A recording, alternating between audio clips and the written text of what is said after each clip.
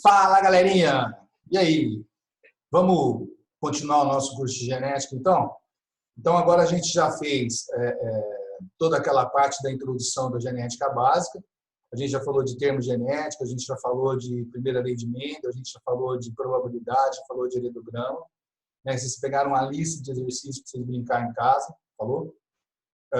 Estamos aptos, então, agora a decolar dentro da genética de verdade, beleza? Então, hoje a gente vai começar com... O que a gente vai falar?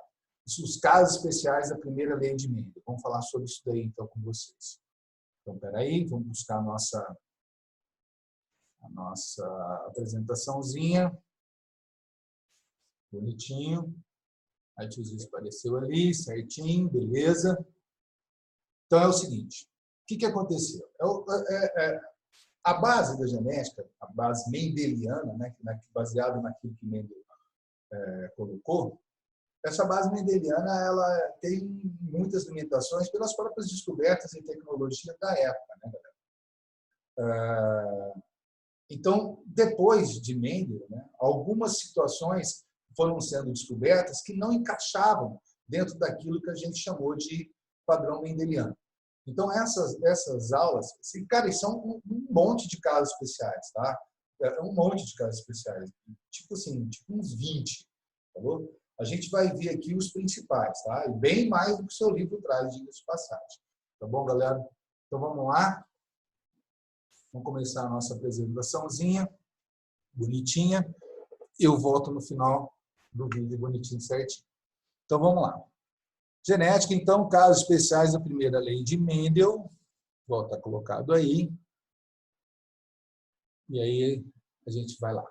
Definição. Como eu falei para vocês, ó, algumas situações da genética básica, né, ainda não haviam sido descobertas por Mendel e escapam daquilo que chamamos de padrão mendeliano. Vamos entender o que é esse padrão mendeliano aqui, senão você vai ter dificuldade de entender o conceito depois. O padrão mendeliano é aquilo que é o normal, aquilo que é o padrão dentro daquilo que Mendel propôs que ele descobriu. Então, vamos ver. O que é o padrão mendeliano? Por exemplo, no cruzamento de dois heterozigotos, azão-azim com azão-azim, o que nós temos? O básico, né? Azão-azão, azão-azim, azão-azim, azim-azim. Cruzamento, se tiver dificuldade, faz quadradinho de Punnett, você vai chegar nisso, tá? Portanto, veja bem esses conceitos que eu vou falar aqui agora para vocês. Portanto, ó, qual que é a minha PG? PG, galera, é proporção genotípica, falou? 1:2:1. Levando em consideração ao genótipo aqui, eu tenho azão-azão, 1, 2 azões azinho e 1 azinho-azinho. Por isso que o genótipo é 1:2:1. 1:2:1. Então, a proporção genotípica é 1:2:1. Agora, se eu for olhar a proporção fenotípica, vamos ver. O cara é azão-azão. Qual que é o fenótipo esperado dele? De dominante. Azão-azim. Qual que é o fenótipo esperado dele? De dominante. Azão-azim. Qual que é o fenótipo esperado dele? Dominante. E azinho-azim. Qual que é o fenótipo esperado desse cara aqui? Recessivo. Então, eu tenho fenótipo dominante, dominante, dominante e fenótipo recessivo. Então, eu tenho 3:1. A minha proporção fenotípica é de 3:1. Então, não confunda. PG é a proporção genotípica da cria. E PF é a proporção fenotípica dessa mesma cria. Né? Qual é a proporção dos fenótipos e qual é a proporção dos genótipos. Não vai confundir tatu com galinha. Bom, qual que é o primeiro caso? A gente vai ver o monobridismo sem dominância. Cara, como o próprio nome está dizendo, monobridismo, quer dizer, nós vamos trabalhar um par de genes aonde, sem dominância, ó, aonde um alelo não vai apresentar relação de dominância sobre o outro. Então, vamos colocar isso em um textozinho assim, ó. Primeiro caso especial que veremos se trata de situações onde os alelos envolvidos não possuem relação de dominância entre si. Então, não vai existir um azão e um azinho. Não vai existir um dominante e um recessivo, tá? Existem dois casos diferentes de monobridismo sem dominância. Agora, galera, presta atenção que isso aqui tem muito nego que faz uma puta zona. Até professor ensina esse trem errado aqui. Presta atenção nisso daqui, hein, galera? Nós vamos ver, ó. Então, vamos lá. Monobridismo sem dominância é um caso especial. Só que dentro desses casos especiais, nós temos duas variedades. Primeiro caso. Herança intermediária. Então, monobridismo sem dominância do tipo herança intermediária. Como é que acontece isso? Nessa situação, o heterozigoto vai apresentar uma característica intermediária entre os dois extremos. O que quer dizer isso? Quer dizer o seguinte, galera, que quando o cara é heterozigoto, ele vai ter um fenótipo intermediário aos dois extremos possíveis. Ah, Luizinho, não estou entendendo nada do que você está falando. Então, presta atenção que esse exemplo é muito fácil de você perceber. O exemplo é a própria cor da flor de maravilha, né, que é o beijo que a gente conhece. Dá uma olhadinha aqui. Ó.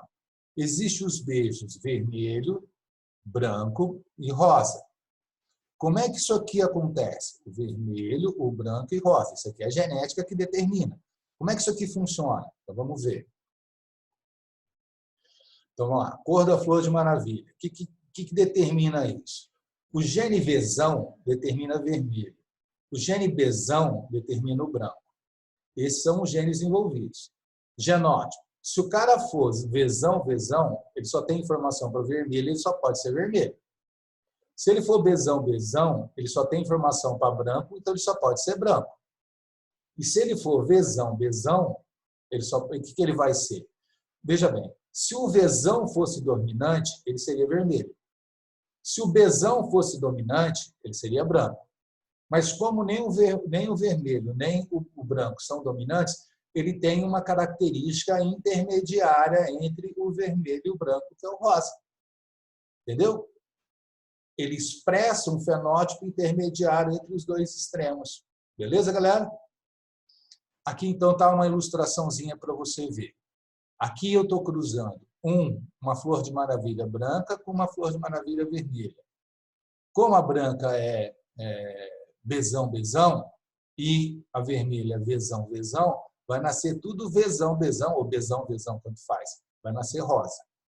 E se eu cruzar as duas rosas? Veja bem, ó, e se eu cruzar as duas rosas? Aí eu estou cruzando Bzão com Bzão. O que vai nascer? Vai nascer Bzão, duas Bzão e uma Vzão. Resultado, como eu coloquei lá, ó. Como devem ter percebido, a proporção fenotípica da F2, ó, essa proporção fenotípica da F2, deu um branco para dois rosas para um vermelho. E o normal é que quando você cruzasse heterozigotos, o normal, a proporção mendeliana normal padrão, era de 3 para 1. Não é isso que você aprendeu aqui? Eu vou voltar o slide para você ver. Ó, vou botar lá atrás. Ó, vou voltar lá atrás. Ó, aqui, ó. Quando eu cruzo heterozigotos, azão azinho com azão azinho, a proporção fenotípica esperada é de 3 para 1. Tá vendo? Agora vamos voltar lá no desenho de novo. Ó. Cadê? Olha ali, ó. Opa.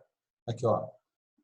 O normal é que seria 3 brancos para uma vermelha ou 3 vermelhas para uma branca. Mas como eu tenho um caso especial aqui, eu vou ter uma proporção de 1 para 2 para 1. Então, essa proporção de 1 para 2 para 1 é típica, no cruzamento de heterozigotos, é típica de uma situação de monobridismo sem dominância. Fechou? O segundo tipo de monobridismo sem dominância é a codominância. Aqui, também, um alelo não vai ter relação de dominância sobre o outro. Tá? E o heterozigoto vai ter uma característica, vai ter as duas características dos dois fenótipos simultaneamente. Ah, Luizinho, não estou entendendo. Relaxa, você vai ver figurinha, vai ficar fácil. Segundo caso de monobridismo sem dominância, porém com uma diferença. Na codominância, o heterozigoto apresenta os dois fenótipos simultaneamente. Lembra que, no caso da herança intermediária, apresentava um terceiro fenótipo intermediário. Aqui o cara vai ter os dois fenótipos simultaneamente. Por exemplo, a cor de pelagem de bovinos, a cor da vaca. O gene Vzão determina a vaca vermelha e o gene Bzão determina a vaca branca. Se eu vejo os genótipos, eu vou ter Vzão, Vzão, a vaca só pode ser vermelha. Bzão, Bzão, a vaca só pode ser branca. E se nascer uma Vzão, Bzão, ela vai ser malhada de vermelho e branco. Malhado de vermelho e branco. Se ele é malhado de vermelho e branco, ele vai expressar os dois fenótipos simultaneamente. É diferente da flor rosa. Não existe vaca rosa, não é isso? Você está vendo aqui, ó. Cruzei, então, um animal branco com um animal vermelho. Isso que a gente chama de vermelho em vaca, viu, galera? Você vai achar que é achar uma Ferrari aqui. Né? Nasceu um animal malhado, ó, aqui embaixo. Né? Apareceram as duas cores simultaneamente. Fechou? Portanto, se cruzarmos animais malhados, se eu cruzar dois Vzão, Bzão, o que vai nascer? Vzão, Vzão, Vzão, Bzão, Vzão, Bzão, Bzão, Bzão. Consequentemente, um bezerro vermelho para dois bezerros malhados para um bezerro branco. De novo, a proporção 1 para 2 para 1 e não 3 para 1, como a gente esperaria num caso normal da primeira lei de Mendel. Fechou? Tranquilo? Galera, muito frequente, FUVEST, tá? FUVEST que gosta de monobridismo sem dominância. Genes letais. Isso aqui, galera, já caiu inclusive no Enem 2 vezes, tá bom? O que você espera de um gene letal? De um gene letal, você espera que ele mate. Agora, ser gene letal não quer dizer que é um caso especial da primeira lei de Mendel. Só é um caso especial da primeira lei de Mendel quando ele mata no início do desenvolvimento embrionário. No início do desenvolvimento embrionário. Não chega a nascer o indivíduo. Como o gene letal mata antes do nascimento, portanto, ele vai atrapalhar a expressão normal do fenótipo que se esperaria daquele cruzamento. Ah, Luzinho, de novo, fica difícil no texto. Eu sei, gente, no texto parece que é difícil, mas você vai ver que no desenho é fácil. Exemplo, a cor da pelagem de ratos. Olha só. Azão determina amarelo. Presta atenção como é que é fácil. Então, ó, o azinho é um agute. Eu vou até corrigir aqui, galera, na tua frente, para você ver como é que faz isso aqui. Vamos voltar lá. Cadê? Ó, aqui não é azão. Aqui é azinho. Vamos salvar. E vamos voltar. Opa. Cadê? Aqui. Cadê? Aqui, ó. Azinho. Azinho é agute. Agute é cinza. Então, vamos voltar. Ó. A cor da pelagem de ratos, azão determina amarelo, azinho determina agute. Beleza? Beleza. Porém, seus genótipos se expressam assim. Veja bem. Se o cara for homozigoto dominante, azão, ele morre. Se o cara for azão, azinho, ele é amarelo. E se ele for azinho, ele é agute. Então, agute é recessivo. O homozigoto dominante, azão, morre. Morre no início do desenvolvimento embrionário. Então, o que nós temos? Veja bem, vamos ver a figurinha. Eu estou cruzando aqui dois ratos amarelos. Azão, azinho com azão, azinho. Vai nascer azão, azinho, azinho. O azão morre no início do desenvolvimento embrionário, portanto, não nasce. E vão nascer o azão-azinho, cadê minha flechinha? Azão-azinho e azão-azinho, e vai nascer o azinho-azinho. Então, a proporção do cruzamento de dois heterozigotos era de 3 amarelos para 1 agute. Só que como um morre, a proporção ficou 2 para 1. Como você está vendo aqui, ó, 2 para 1. Essa proporção 2 para 1 é a proporção típica de genes letais. Falou, galera? Tranquilo? Beleza. Terceiro caso especial agora. Nós já vamos para o terceiro, que é pleiotropia. É o seguinte, galera. O que é o padrão? O padrão é que cada par de genes determine uma característica. É isso que Mendel propunha, né? O que a primeira lei fala? Toda característica é determinada por um par de fatores. Então, eu teria um par de genes determina uma característica. Só que, em alguns casos, em situações de pleiotropia, o mesmo par de genes pode determinar várias características. Várias características. Então, quando você tem uma situação de um par de genes determinando várias características, nós temos uma situação de fenilcetonúria, de pleiotropia. E o exemplo que a gente vai trabalhar de pleiotropia é uma doença genética chamada fenilcetonúria. Quando você olha aqui assim, ó, quer ver? Você vai ver. Parece uma situação normal, né? Eu tenho um pai heterozigoto, a fenilcetonúria é recessiva, tá bom? Um pai heterozigoto e uma mãe heterozigota para fenilcetonúria vai nascer azão, o cara é normal, não tem fenilcetonúria. 2 heterozigotos, azinho, não vão ter fenilcetonúria, mas vão ser portador do vírus, portador do gene para passar para a descendência, e eu vou ter 1/4 de chance, né, de nascer uma criança azinho. E se a criança for azinho, ela vai ser fenilcetonúrica. O que quer dizer ser fenilcetonúrica? Galera, uma das doenças que é detectada no exame do pezinho, falou? Lembra do exame do pezinho que o bebê faz? Uma das características que é analisada naquele exame é justamente a doença da fenilcetonúria. Bom, o que acontece? Uma criança recém-nascida com fenilcetonúria, ela é completamente assintomática. Ela é uma criança completamente normal e o desenvolvimento dela vai ser normal até 3, 4 meses. Você não vai ficar sabendo de nada. Não esqueça, para ficar sabendo só se você fizer o exame do pezinho, falou? Agora vamos supor que você não fez esse exame do pezinho. Passou 3, 4 meses, você não vai perceber nada. Só que o problema, galera, principalmente depois da troca da alimentação, da amamentação materna para a alimentação normal, é que os problemas vão acontecer. Por quê? Pelo seguinte, galera, depois de um determinado período, a criança começa a aumentar muito um determinado tipo de aminoácido no corpo dela, chamado fenilalanina. A fenilalanina é um aminoácido normal, que todo mundo tem. Faz parte da fisiologia e na composição das proteínas de todo mundo. Só que algumas pessoas, galera, possuem, assim, todos nós possuímos uma enzima que retira o excesso de fenilalanina das nossas células. Porque o excesso da fenilalanina é tóxica. Essas pessoas que são fenilcetonúricas, elas são incapazes de metabolizar a fenilalanina e ela começa a se acumular no tecido do cara. Ela acumulando no tecido do cara, bicho, começa a trazer outros transtornos.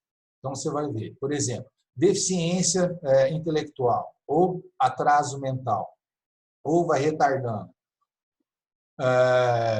Problemas comportamentais e sociais, você vai ver alguns exemplos até depois. Convulsões, né? Sintomatologias nervosas, de verdade mesmo, né? Tremor, movimentos involuntários de pernas e braços. Tudo isso é sintoma. Ó.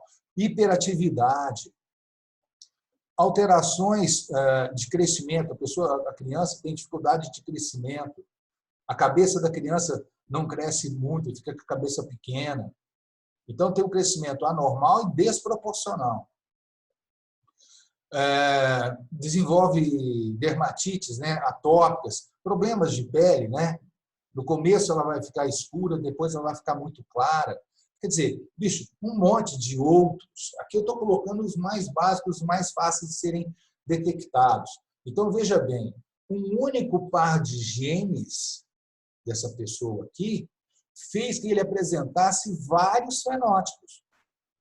Tudo isso é fenótipo. Aí você vai falar assim, olha, Luizinho, mas é consequência, é secundário. Não importa, galera, né? É fenótipo. Se é fenótipo, um par de genes determinou várias características, eu tenho um caso de pleiotropia.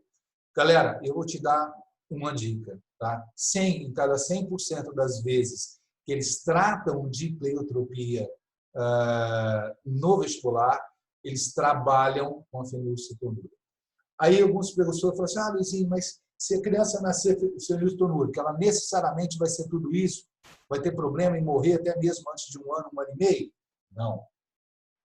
Se você fizer uma orientação alimentar adequada, uma suplementação alimentar adequada, com muita restrição de alimento, principalmente proteico, mas com uma orientação correta, essa criança vai ter um desenvolvimento completamente normal. Tá? Só que essa deficiência ela vai carregar para a vida toda. Por exemplo, ela não pode nem ver carne.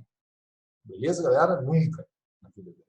Por quê? Porque alimentos de proteína animal têm grandes quantidades de fenilalanina.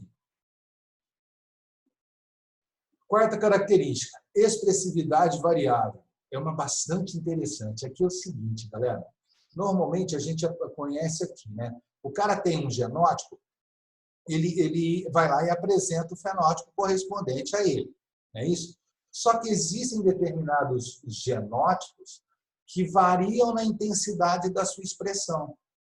Então, tá lá. Ó. Nesse caso especial, os portadores de um mesmo genótipo podem apresentar fenótipos de intensidades diferentes. Como assim, Lizinho? Cara, dependendo do portador, o fenótipo vai se expressar com maior ou com menor intensidade. Você vai ver. Indo do assintomático, quer dizer que sem fenótipo nenhum, até o fenótipo mais severo. Tá? Passando por vários níveis de intensidades diferentes. O exemplo clássico disso aqui, galera, é o lábio liporino. Acho que você já deve ter ouvido falar. Né? O lábio liporino é uma característica recessiva. Então, a criança que é azinho para o lábio liporino, ela deveria apresentar o lábio liporino. Só que algumas pessoas nascem azinho e não tem sintoma nenhum. O rostinho dela, da criança, é completamente normal. É totalmente assintomático. Agora, às vezes a criança é azinho e nasce com o lábio fendido. Ó. Olha o que você está vendo aqui. Ó. Tá vendo? O lábio isso aqui é lábio liporino, tadinho. Ó. Tá vendo? Tá bom? Agora, o mesmo azinho, que em determinadas crianças não mostrou nada e que em outras crianças fez algo tão assim discreto, né, fácil de ser corrigido, etc. e tal, pode fazer isso daqui em outra criança. É o mesmo genótipo. O azinho aqui, ó, é o mesmo azinho aqui. Só que aqui foi discreta, aqui já vai sendo moderado. E aí, galera, ainda pode chegar a ser assim, olha que tadinho, ó. Tá vendo? Tá? Completamente deformado no seu lado. E eu estou sendo assim, eu não gosto de ficar mostrando foto dessas coisas, por respeito não só a vocês, mas respeito também à pessoa, criança ou portador, tá bom? Mas existem lábios liporinos muito mais sérios e muito mais graves que esse daqui, tá? Totalmente, com total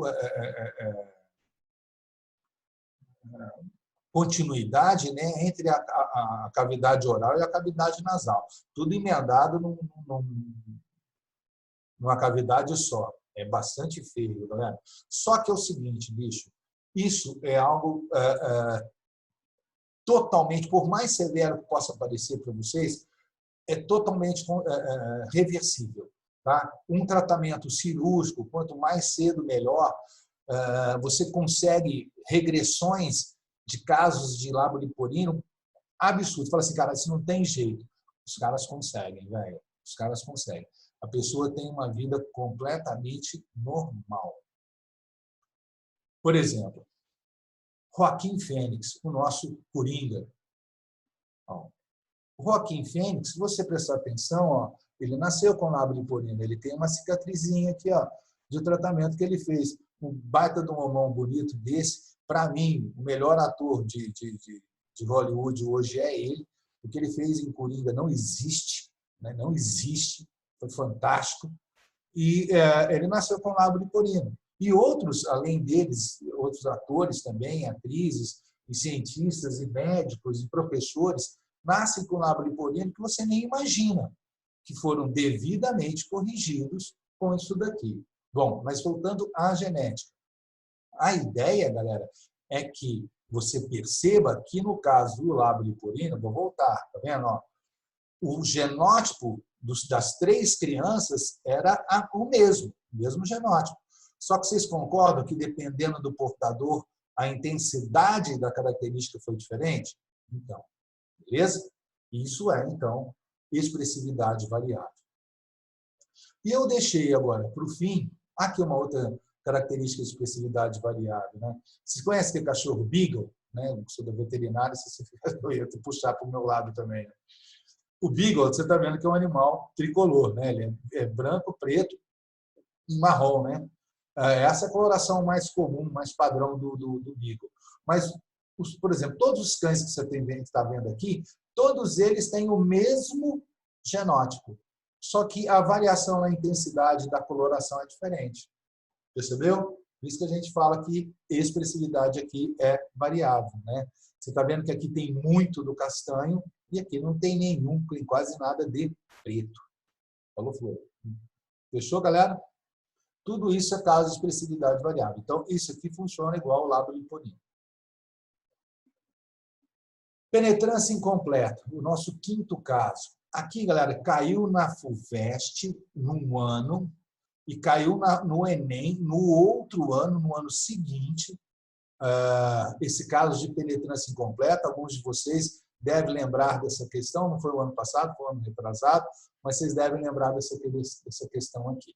Por isso que eu acho importante a gente abrir o leque dos casos especiais. Isso aqui cai. A penetrância é considerada completa quando todos os portadores de um genótipo apresentam o fenótipo correspondente. Então, se o cara tem um fenótipo correspondente ao genótipo que ele tinha, beleza. A gente fala que a penetrância é completa. Agora, o que acontece?